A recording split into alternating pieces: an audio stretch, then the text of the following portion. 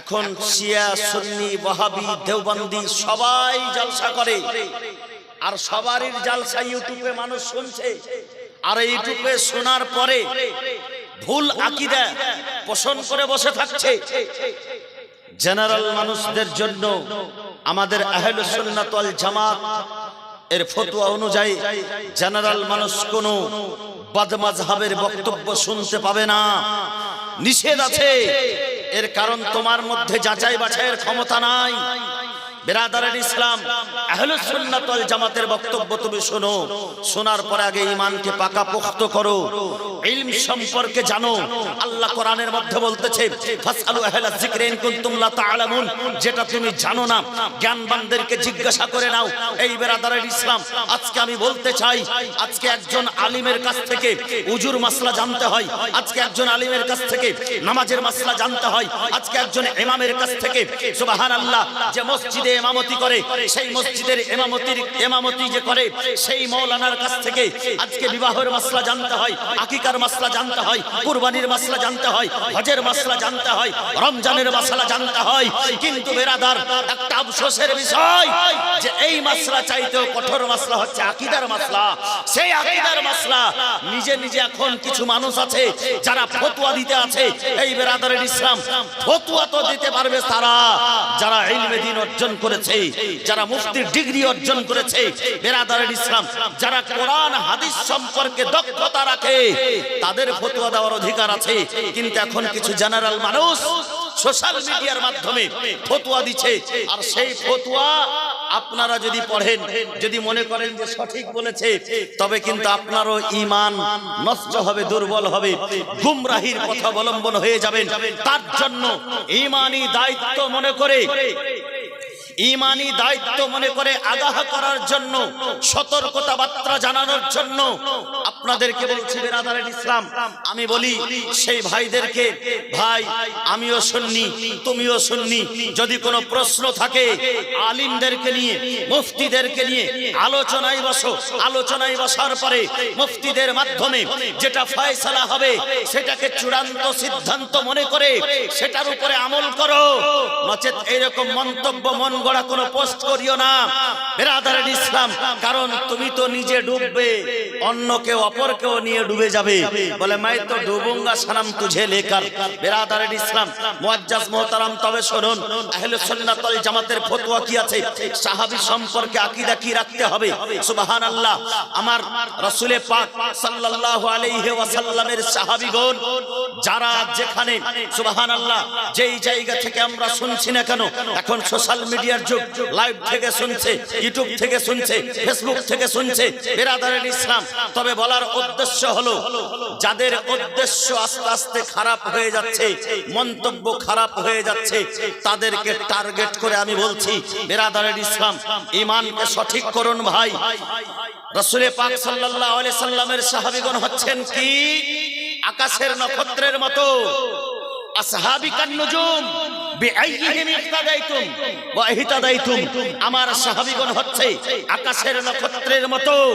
এই সাহাবীদের মধ্যে তোমরা যে কোনো একজনকে অনুকরণ করলে সঠিক পথ পেয়ে যাবে।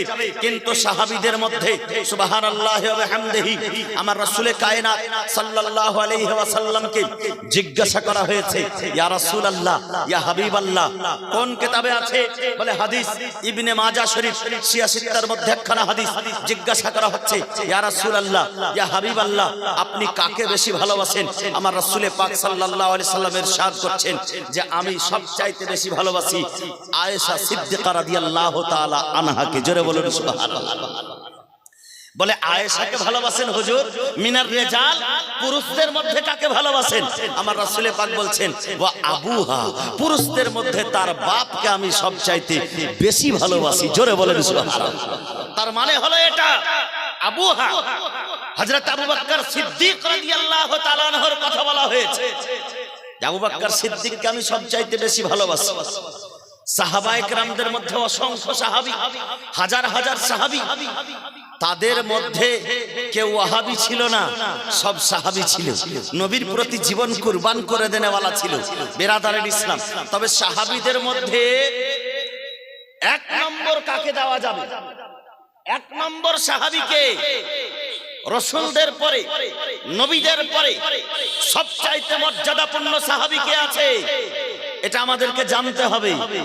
না জানাতে যদি আমি বলি যে হযরতে উমর ফারুক এক নম্বর সাহাবী, কারণ তার জালাল বেশি ছিল। আল্লাহু আকবার।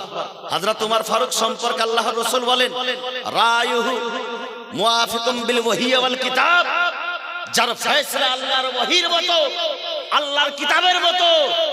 বিরাদারের ইসলাম মুআজ্জাজ মুহতারাম, সেই সাহাবী রাসূলকে আমি এক নম্বর করে দিলাম। আপনার মতামতটা সঠিক হবে না, এর কারণ সাহাবায়ে কেরামদের মধ্যে এক নম্বর ঘোষণা করে গেছেন কাকে? সুবহানাল্লাহ। ইশারা করেছেন কার দিকে? বলে আবু বকর সিদ্দিকের দিকে। জোরে বলুন সুবহানাল্লাহ। ইবনে মাজাহ শরীফ 10 পৃষ্ঠা 100 নম্বর হাদিস। ইবনে মাজাহ শরীফ 11 পৃষ্ঠা 105 নম্বর হাদিস। একটি হাদিসের রিওয়ায়াতকারী হচ্ছে হযরতে আলী, আর একটি রিওয়ায়াতকারী হচ্ছে হযরতে হুযায়ফা। হযরতে আলী রাদিয়াল্লাহু তাআলা আনহু, প্রশ্নটা আগে বুঝবেন। অনেকেই বলে প্রশ্ন ক্লিয়ার না করলে মানুষ বুঝতে পারে না। এখন বর্তমানে আমাদের সুন্নি জাহানের মধ্যে, সুন্নি জগতের মধ্যে অনেকেই বলছে আবু বকর সিদ্দিক চাইতে, উমর ফারুক চাইতে, ওসমান গনি চাইতে হযরতে আলী উত্তম। অনেকেই বলছে আমাদের সুন্নির মধ্যে। আহলে সুন্নাত ওয়াল জামাতের এটা মতামত নয়। আহলে সুন্নাত ওয়াল জামাতের মতামত হচ্ছে রাসূল এবং নবীদের পরে আফজালুল বাশার বা'দাল আম্বিয়া বিত্তাহকিক, তাহকিকের সঙ্গে এক নম্বর সাহাবী রাসূল হচ্ছেন হযরত আবু বকর সিদ্দিক। জোরে বলুন সুবহানাল্লাহ। আচ্ছা, আপনারা শুনেছেন তো এর আগে এক নম্বর সাহাবীকে? শোনা আছে তো আপনাদের? শোনা আছে। বলার উদ্দেশ্য আছে বাপ। এর কারণ মানুষ শোনার পরেও, বুঝার পরেও যদি ফেসবুকের মাধ্যমে, হোয়াটসঅ্যাপের মাধ্যমে যদি আজকে সোশ্যাল মিডিয়াতে পোস্ট শেয়ার করে, তবে আমাদেরকে মনে আঘাত লাগে যে সুন্নি হয়েও তুমি একজন জেনারেল মানুষ, আর তুমি মুফতিদের মতো ফতোয়া দিচ্ছ, রায় পেশ করছো। আবু বকর সিদ্দিক চাইতে উত্তম, উমর ফারুক চাইতে উত্তম হযরতে আলী। তুমি যদি এ কথা বলো তবে শুনে রাখো, তুমি হযরতে আলীর গুস্তাখি করছো।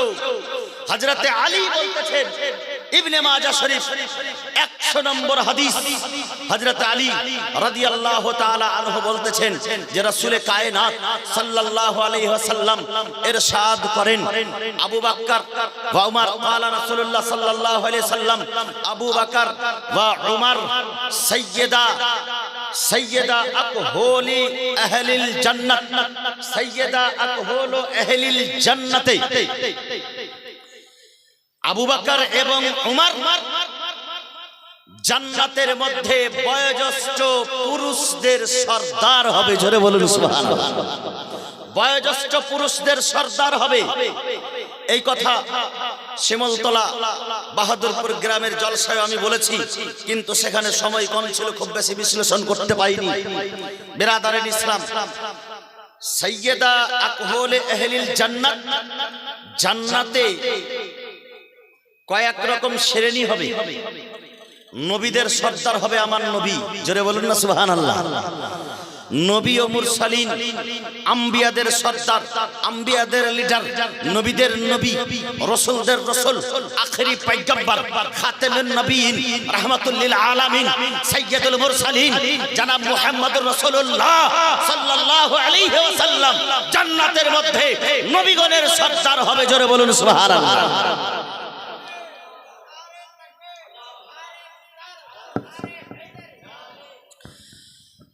পুরুষদের মধ্যে মুআম্মার লোক যারা, বয়োজ্যেষ্ঠ লোক যারা, সম্মানিত ভারপ্রাপ্ত লোক যারা, তাদের সর্দার হবে হযরতে আবু বকর সিদ্দিক ও উমর।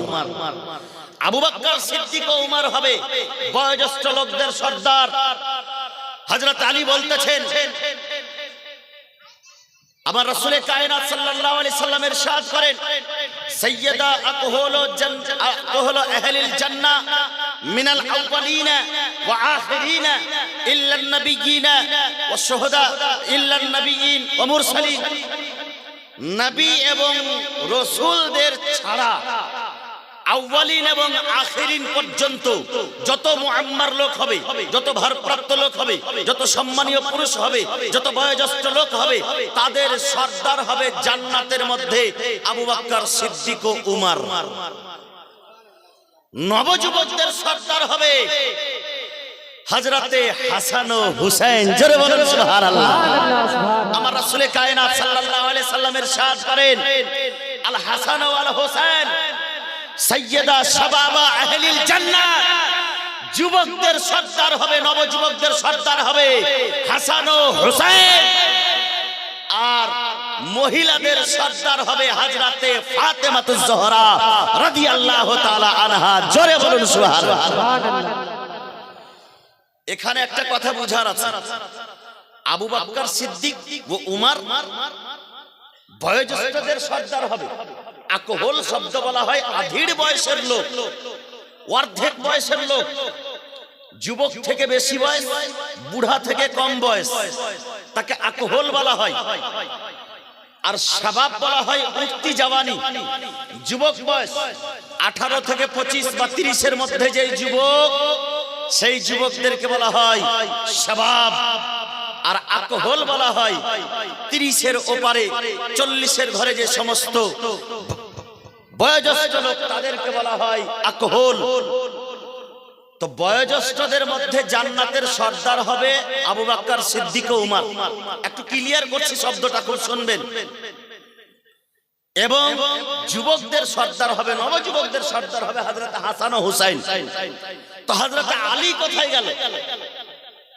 আলী যদি নবযুবকদের মধ্যে পড়ে, তো হাসান হুসাইনকে সর্দার মানতে হবে। তো হযরত আলী হচ্ছেন বাবা, হাসান ও হুসাইন হচ্ছে সন্তান। হযরত আলী, যার সম্পর্কে রাসূল কায়নাত ঘোষণা করছেন, আলিউন আখি ফিদ দুনিয়া ওয়াল আখিরা, আলী হচ্ছে আমার দুনিয়া এবং আখিরাতে ভাই। জোরে বলুন সুবহানাল্লাহ। তো নবযুবকদের সর্দার তো হযরতে হাসান ও হুসাইন, তার মানে হযরতে আলী রাদিয়াল্লাহু তাআলা আনহু বয়োজ্যেষ্ঠ লোকদের মধ্যে, তিনি হবেন মুআম্মার লোকদের মধ্যে, ভারপ্রাপ্ত লোকদের মধ্যে, সম্মানীয় লোকের মধ্যে। আর সেই ভারপ্রাপ্ত বয়োজ্যেষ্ঠ লোকের মধ্যে আলী, আর আলীর সর্দার হবে জান্নাতে আবু বকর সিদ্দিক। জোরে বলুন সুবহানাল্লাহ। এই কথা কে বলেছেন? এই কথা রাসূলে পাক বলেছেন, হাদিসে পাকের মধ্যে রয়েছে, ইজমায়ে উম্মত রয়েছে। নুজহাতুল কারি 268 পৃষ্ঠার মধ্যে রিওয়ায়াত, সুবহানাল্লাহ। নুজহাতুল কারি শরহে বুখারীর মধ্যে তিনি লিখতেছেন, বুখারী শরীফের সারার মধ্যে আহলুস সুন্নাত ওয়াল জামাতের ইজমা, একমত, মতামত, ঐক্যমত যে রাসূলে পাক এবং নবীদের পরে সবচাইতে উত্তম পুরুষ হচ্ছেন হযরতে আবু বকর সিদ্দিক, দ্বিতীয় নম্বরে হযরতে ওমর ফারুক, তৃতীয় নম্বরে হযরতে ওসমান গনি, চতুর্থ নম্বরে হযরতে আলী কাররামুল্লাহু ওয়াজহিল কারীম। জোরে বলুন সুবহানাল্লাহ। তারপরে কাকে বলা হয়েছে? তারপরে আশারায়ে মুবাশশারা, জিনারা, যারাকে দুনিয়ার মধ্যে জান্নাতের সুসংবাদ দেওয়া হয়েছিল। আল্লাহর রাসূল সাল্লাল্লাহু আলাইহি সাল্লাম এক বৈঠকে 10 জন সাহাবীকে জান্নাতের সুসংবাদ দিয়েছিলেন। সেই জান্নাতি সাহাবীদেরকে এই 4 জন খলিফার পরে তাদের মর্যাদা বলা হয়েছে। তারপরে কার মর্যাদা? বলে তারপরে বদরের যুদ্ধে যারা শহীদ হয়েছিলেন, যারা শামিল হয়েছিলেন, এই 4 জন পরে বদরের যুদ্ধে আশারায়ে মুবাশশারার পরে এই বদরের যুদ্ধে শামিল সাহাবায়ে কিরামদের বলে তারপরে কাদের? বলে তারপরে উহুদের যুদ্ধে যারা শামিল হয়েছিল তারপরে। বলে তারপরে কারে? বলে তারপরে হচ্ছে আহলে বাইতে আতহারদের মর্যাদা। জোরে বলুন সুবহানাল্লাহ। এটা আমি তো লিখি না, এটা লিখছে কে? এটা লিখছে নুজহাতুল কারির মধ্যে শরহে বুখারী বুখারী শরীফের সারা লিখতে গিয়ে লিখতেছেন সুবহানাল্লাহ। বিরাদারে ইসলাম মুআজ্জাজ মুহতারাম সাহাবায়ে কেরাম, আজকে ইজমায়ে উম্মত সাহাবায়ে কেরামদের একমত আবু বকর সিদ্দিক রাদিয়াল্লাহু তাআলা আনহু আমার রাসূল কায়নাত সাল্লাল্লাহু আলাইহি ওয়াসাল্লাম যখন পর্দা গমন করলেন, পর্দা গমন করার পরে সাহাবায়ে কেরামদের মধ্যে ইজমা হলো, একমত হলো, খলিফা নির্বাচন করা হলো, আবু বকর সিদ্দিককে আউয়াল খলিফা করা হলো। আবু বকর সিদ্দিকের 2 বছর ধরে খেলাফতি চললো, সুবহানাল্লাহ। তারপর হযরত উমরে ফারুককে খেলাফতি দেওয়া হলো, উমরে ফারুক 10 বছর খেলাফতি করলেন। তারপরে ওসমানে গনিকে খেলাফতি দেওয়া হলো, ওসমানে গনি খেলাফতি করলেন। তারপরে হযরত আলী কাররামাল্লাহু ওয়াজহুল কারীমকে খেলাফতি দেওয়া হলো। বুঝা গেল বিরাদারে ইসলাম সাহাবায়ে কেরামদের একমত ছিল যে আবু বকর সিদ্দিক ও উমর রাসূলের পাকের পরে মানুষের মধ্যে, সাহাবীদের মধ্যে সবচাইতে উত্তম পুরুষ রয়েছে। জোরে বলুন সুবহানাল্লাহ। নারে তাকবীর, নারে রিসালাত, নারে হায়দারি, মাসলাকে আলা হযরত আল্লামা মাওলানা মুফতি নূর আলম কাদরি সাহেব। বিরাদারে ইসলাম মুআজ্জাজ মুহতারাম সাহাবায়ে কেরাম, আজকে সেই কথা, যেই কথার উপরে ইজমা রয়েছে, সাহাবীগণ যেই কথা বলছেন, তাবেঈনগণ যে কথা বলছেন, তাবেঈনগণ যে কথা বলছেন, আইম্মায়ে মুজতাহিদগণ যে কথা বলছেন, মুফতিয়ানে একরাম যে কথা বলছেন, আমাদের আহলুস সুন্নাত ওয়াল জামাতের পথ এবং একমত যে হযরত আবু বকর সিদ্দিক হচ্ছে 1 নম্বর সাহাবীদের মধ্যে। জোরে বলুন সুবহানাল্লাহ। আমাদের আহলে সুন্নাত ওয়াল জামাতের ভাইরা যে যেখান থেকে শুনছেন, যে যেখান থেকে দেখবেন এই ভিডিও এবং এই কথা শুনছেন, ঈমানকে মজবুত করুন। কারণ এখন কিছু মানুষ নিজেকে পণ্ডিত মনে করে এই কাজ করতেছে। এটা আহলে সুন্নাত ওয়াল জামাতের কথা নয়। এখন সোশ্যাল মিডিয়ার জামানায় ইউটিউব আর ফেসবুকের মাধ্যমে প্রচার করার চেষ্টা করছে হযরত আলী কাররামাল্লাহু ওয়াজহুল কারীম সবচাইতে 1 নম্বর। আল্লাহু আকবার। হযরত আলী হচ্ছেন আমাদের মাথার তাজ, সাহাবী। ওনার প্রেম অন্তরে যদি আলীর ভালোবাসা অন্তরে না থাকে, হাসান ও হোসেনের ভালোবাসা অন্তরে না থাকে, রাসূলের ভালোবাসা পাওয়া যাবে না। আর সেই আলীর সম্পর্কে আমি গোস্তাখি করতে পারি না। কেউ যদি আলীকে বড় মনে করে, আবু বকর সিদ্দিক চাইতে, উমরে ফারুক চাইতে, তবে এটা আবু বকর সিদ্দিকের গোস্তাখি নয়, উমরে ফারুকের গোস্তাখি নয়, স্বয়ং হযরত আলীর গোস্তাখি। জোরে বলুন সুবহানাল্লাহ। নারে তাকবীর, নারে রিসালাত, নারে হায়দারি, মাসলাকে আলা হযরত আল্লামা মাওলানা মুহাম্মদ উসমান গনি সাহেব। নারে সুবহানাল্লাহ, সুবহানাল্লাহ। শায়ের ইসলাম এসে উপস্থিত হয়ে গেছেন। আর শায়ের ইসলামের শোনার কারণে মানুষের মন আবার লপ করে একটু, হ্যাঁ, এটা একটা ব্যাপার আছে। সুবহানাল্লাহ। তবে মাজমা খুব সুন্দর। আপনাদের এই মাজমা এখনো সম্পূর্ণ হয়নি, পূর্ণ হয়নি। শায়ের চলে এসেছে, একটার পর একটা বক্তা চলে আসবে। হুজুর পীর সাহেব কিবলাও চলে আসবেন ইনশাআল্লাহ। তবে দেরি নয়, আপনারা একটু তাড়াতাড়ি করে বসেন। আর হয়তো 10 মিনিট আমি আছি, তারপরে শায়ের ইসলামকে দিয়ে দেওয়া হবে, অসুবিধা নাই। তবে একটু তাড়াতাড়ি করে আসুন বিরাদারের ইসলাম মুআজ্জাজ মুহতারাম। তবে আচ্ছা, আপনারা একটা কথা শুনে রাখুন। হযরত আবু বকর সিদ্দিক রাদিয়াল্লাহু তাআলা আনহুর মর্যাদা এত বেশি জানেন, তার তাকওয়া, তার পরহেজগারি সাহাবায়ে কেরামদের একমত যে আবু বকর সিদ্দিকের মতো মুত্তাকি আর কেউ ছিল না। জোরে বলুন সুবহানাল্লাহ। হযরত আম্মা আয়েশা জিজ্ঞাসা করছেন, হুজুর, এই আকাশের নক্ষত্রের সমতুল্য কারোর নেকি আছে? আমার রাসূলে পাক বলে দিলেন যে আছে। বলে কার? বলে উমরে ফারুকের। জোরে বলুন সুবহানাল্লাহ।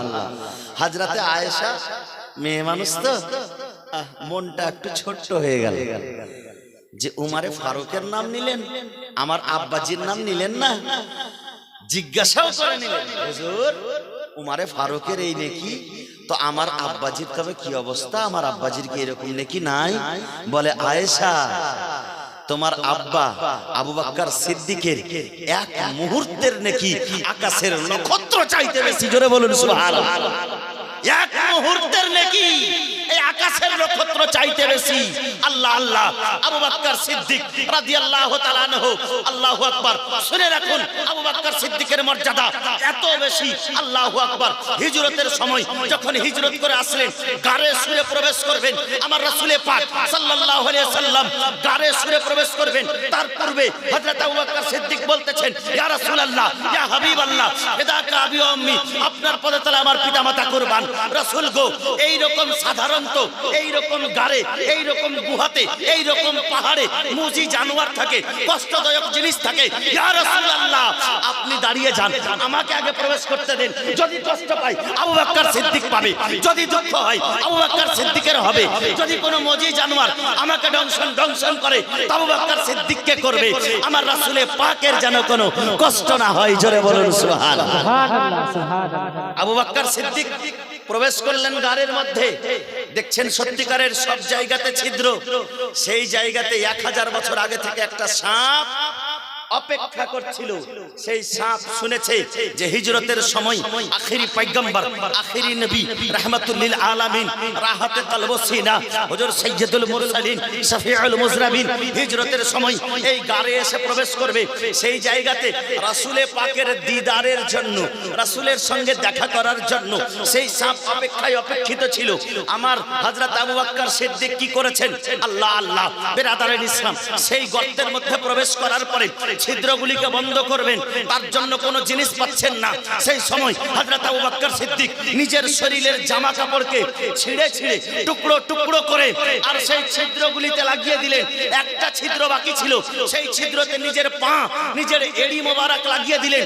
নিজের শরীরের কাপড় ছিঁড়ে হযরত আবু বকর সিদ্দিক প্রমাণ করে দিলেন যে রাসূল পাককে কেমন ভালোবাসি। আল্লাহ আল্লাহ। বেরাদারের ইসলাম, পা রেখেছেন সেই জায়গাতে সাপ ইশারা করছে, আবু বকর তুমি পা সরিয়ে নাও, রাসূলের জিয়ারত করব। আবু বকর সিদ্দিক পা সরাচ্ছেন না। শেষ পর্যন্ত সাপ দংশন করতে বাধ্য হলো।